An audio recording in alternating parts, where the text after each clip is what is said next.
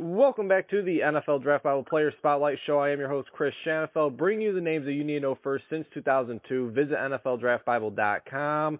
We are a little bit less than 2 weeks removed from the 2018 NFL Combine, and to join us today is one of the top offensive linemen in this year's 2018 NFL Draft class out of North Carolina A&T. He is the offensive tackle, Brandon Parker, and again, he joins us now on the show. Brandon, how's everything going this evening? Going good, Christian. Glad. Thank you for having me tonight. Hey, the pleasure is all mine. So let's start off with Indianapolis before we talk a little bit about your A&T career and, of course, what this offseason has consisted like for you. Beginning in Indianapolis, Brandon, again, we're just a couple of weeks removed from the Combine. How do you feel you performed? What was that whole week like for you? I feel like I performed, generally well. It was a bit of a whirlwind that whole week, as you can imagine, with, formal interviews, informal interviews. Like pretty much every minute of the day was scheduled with something. So, it was a bit spinning in that motion. But, as far as the on the field performance, I felt like it went really well. I would like to have had a faster 10 split time and that 3-cone drill not be so high, but the rest of the numbers went, about what I expected.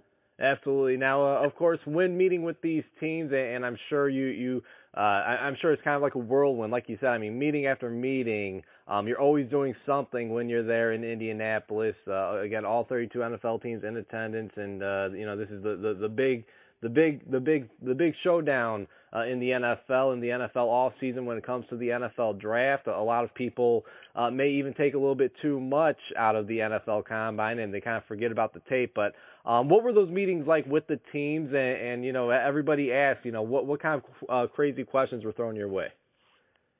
About the crazy question, I don't remember getting any too specific crazy questions. I mean, I think the most difficult question I had was just tell me something negative about yourself. And just because that, you don't think a lot about the negative things of yourself. So it actually takes a while to kind of analyze yourself on the spot and kind of give them a good answer. But the interviews, I mean, they're pretty straightforward. I mean, you walk in, you shake hands with everybody in the room. You meet your head coach, you may be in there, your GM, your position coach, a couple of other key decision makers in there.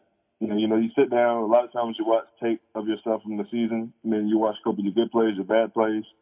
And then from there, you just kind of talk a little bit of ball.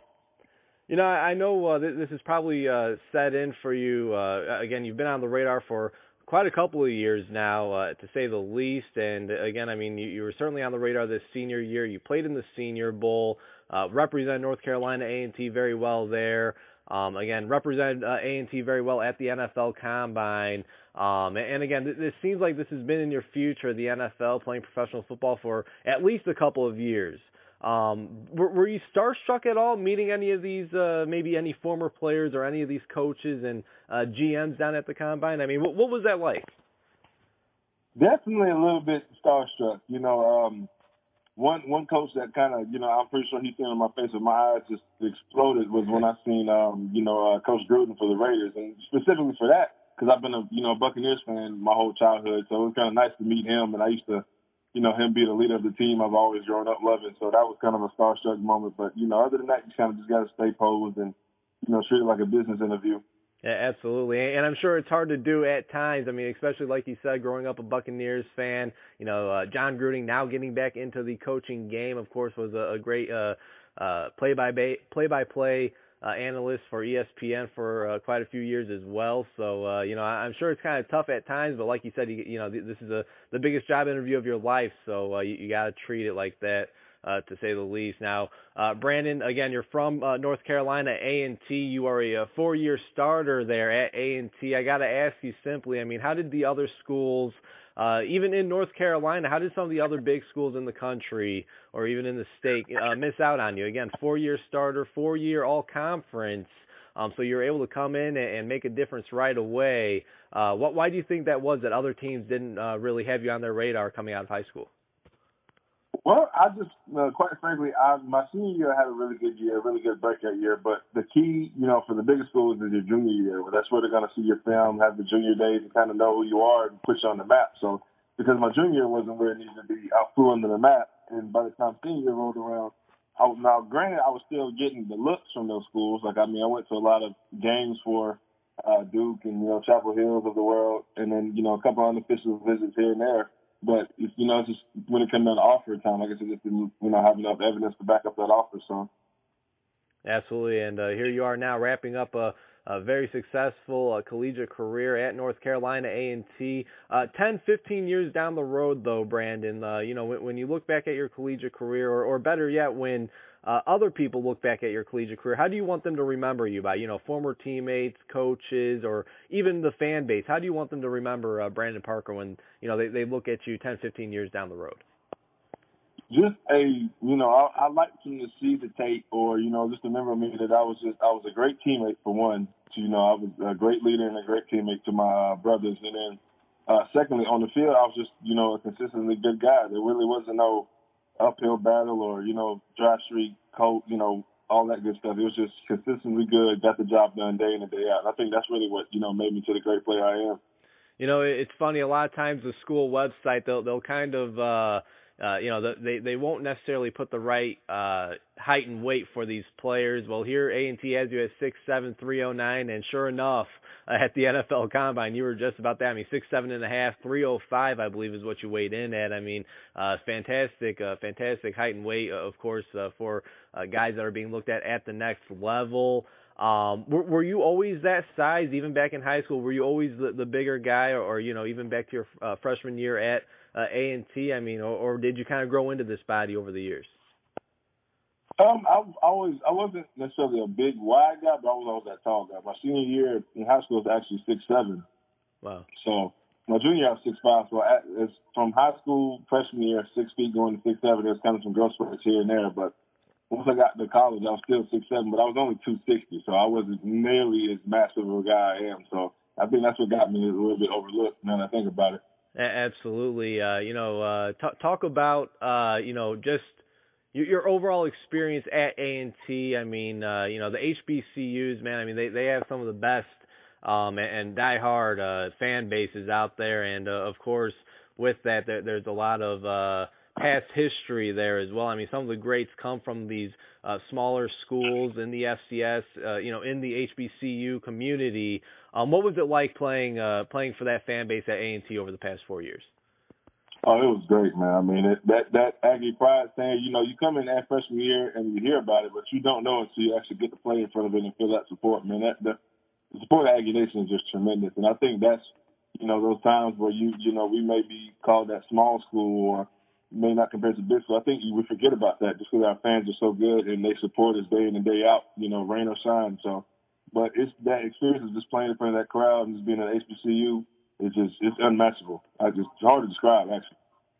And of course, this is the second year in a row that North Carolina A&T was represented in the NFL Combine. Last year, of course, Tariq Cohen, the running back, eventually drafted by the Chicago Bears. We're based out of Chicago, Brandon, or at least I am. So it was a lot of fun watching Tariq Cohen and the duo that the Bears had this year at running back with Jordan Howard and Tariq Cohen, and just seeing all the fun gadget plays that they were able to use with Cohen, whether it's on offense, on special teams, in the slot at receiver. It was a lot of fun to watch him. Did you and your teammates kind of keep tabs on him throughout the season? I mean, what was it like to see a former teammate of yours kind of have immediate success in his rookie season in the NFL? Oh yeah, we were excited for him, man. I mean, he works hard day in day out. He deserves all the success he had, and every Sunday on his game, you can bet in the group chat. We're talking about every catch he's made, every stat, every time he gets in the game. We're like coaches watching film when he gets in the game. So I mean, we just support him 100% back home. Has he given you any advice as you now look to not necessarily follow his footsteps, but as you look to follow the same dream as he did, as you look to achieve the same dream as he did just a year ago? The most important piece of advice that comes to mind, with him and his journey, what he told me was just, he said enjoy it, but you're gonna see people, or get to meet people at the combine. So just remember that it's a business trip. Whether you're at the combine or the Senior Bowl, just always remember that you're trying to get to the next level. So enjoy it, but remember why you're there. Absolutely. Well, hey, again, we're chatting with Brandon Parker, the outstanding offensive tackle out of North Carolina A&T 2018 NFL Draft prospect. And Brandon, again, a great past history of what A&T has had over the years, especially since you've been there, since Tariq Cohen has been there. Now it looks like some things are starting to change, though. Not only are you moving on, of course, head coach Rod Broadway announced his retirement as well. Sam Washington will be taking over the football program. How do you feel about the future of the North Carolina A&T football program? Of course, they're led by a wonderful quarterback in Lamar Reynard. So, I got to think that they're still going to be one of the top teams there in the conference. But how do you feel about these recent changes? I feel great about it. I think what Coach Broadway, even Coach Washington, when they first got there, did a good job of kind of instilling that will to win and kind of showing everybody how to work and what it takes to really be great. So now that that's already there, you put a leader in, like a great leader in Coach Washington at the, reins, and I think it just goes to the next level. I mean, we still got a lot of talent there, still got a lot of talent coming in. So I think Aggie football is going to be on top for a long time. And I mentioned quarterback Lamar Reynard, possibly a name that people should be looking out for come this time next year. What was it like blocking for him? I mean, again, an outstanding quarterback, and again, I mean, big things to come out of him next year. It was great. I mean, he learned to know me and trust me really well. I mean, even a couple of times where he may have got pressure, not necessarily from me, but just from, wherever it came from in general. I'd ask him, where it come from, do you need more time? Like, he'd be like, yeah, or that was enough, or, he did a good job supporting us as we supported him. So it was great to block for him and know there was a playmaker back there with the ball in his hands. No doubt about it. And, of course, you guys are coming off of an undefeated season. You guys won the SWAC MEAC championship game. And let me ask you this, though. I mean, I'm a close follower of the FCS in general.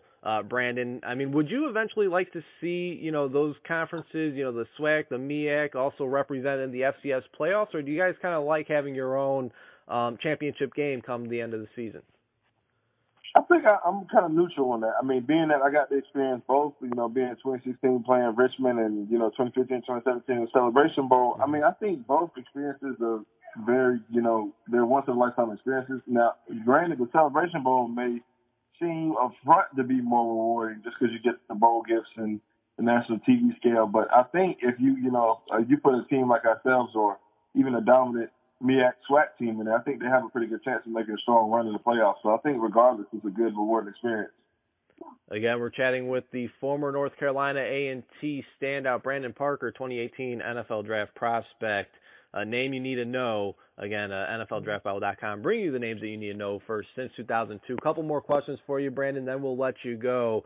The new league year in the NFL officially started today, this afternoon, 3 p.m. I got to ask you, I mean, big news coming out of the Cleveland area, the Cleveland Browns. Joe Thomas, a future Hall of Famer, first ballot Hall of Famer, announced his retirement. What are your thoughts on just how he kind of was able to just do what he did? I mean, over 10,300 consecutive snaps. Didn't miss his first snap until earlier this past season, late this past season, I should say. I mean, how special of a player exactly was he? Do you feel people kind of took what he did for granted? And how tough do you think that is? I mean, just to play offensive tackle in the NFL for 10 years straight and not miss a single snap. I think enough can't be said about how great of a player he was and, what he's done for the game. I think just because the natural position of offensive lineman, he, a lot of times you may forget he's there working his tail off, making things happen because we're kind of behind-the-scenes guys. But I think, for what he's done, me, myself, and, other young tackles in the game have looked up to him for years, even growing up in high school and when he started.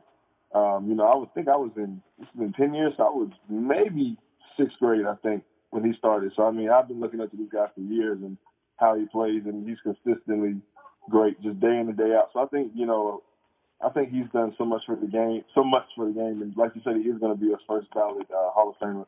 No doubt about it, and I got to think he gets into the TV, radio business, analyst business because he's quite the character as well. And Brandon, I really enjoyed this interview. I got to say, I mean, I know you don't want to look too far past down the line, too far into the future, but is that, I mean, again, fantastic interview. You given out great, well thought out answers. Is something like that kind of in your interest as well? Maybe past football, maybe getting into the radio or TV business? Oh yeah, definitely. I think me. I don't like put myself in the. But he's a character. I would like to say I'm a character too, man. I'm pretty well spoken, but you kind of got to stay business until you get to a position where you can kind of show your character a little bit. But yeah, I think that'd be something I'd look into down the road.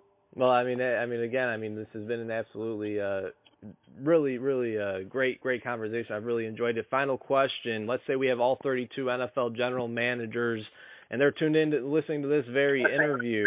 Why should they want the offensive tackle out of North Carolina A&T, Brandon Parker, a part of their team? How are you going to ultimately make an NFL organization better when they select you? Well, I think, quite simply put, I think I'll be that Joe Thomas character. I think I'll just, be consistently great. I'll show up day in, day out. You can count on me being there. I won't miss any days. I'm putting my all into. I think I'm the type of character that just, if I'm getting an opportunity, I'm definitely going to give everything I got into it. I'm going to be reliable for my teammates and also the leaders in that position. So I'm the type of guy that just gets there and I'm ready to work. Awesome. Sounds great. Hey, I see right here, Monday, April 2nd, is your pro day. Do you plan on participating in any of the drills out there? Yes, sir. I'll be benching. I'll be redoing the 40 just for 10-split purposes, and then I'll be doing all the drills, the drills that I asked of me at my position. So it's going to be a big day. Awesome. Sounds great. Well, hey, Brandon, I certainly wish you all the best and really appreciate you taking some time this evening. To kind of, I'll say this, I'm rooting for you to come to Chicago. I think it would be great to see you reunite with Tariq Cohen. Obviously, you're familiar with his game. He's going to have an even bigger impact on the Chicago Bears offense. I got to think this season it'll be a lot of fun to see you here in Chicago, or, I'm sure it doesn't matter to you. Even if you don't land in Chicago, I'll hope that you land in Tampa Bay and, protect your guy, Jameis Winston. Yes, sir. All right, thanks, Brandon. Best of luck and take care. Thank you. You too.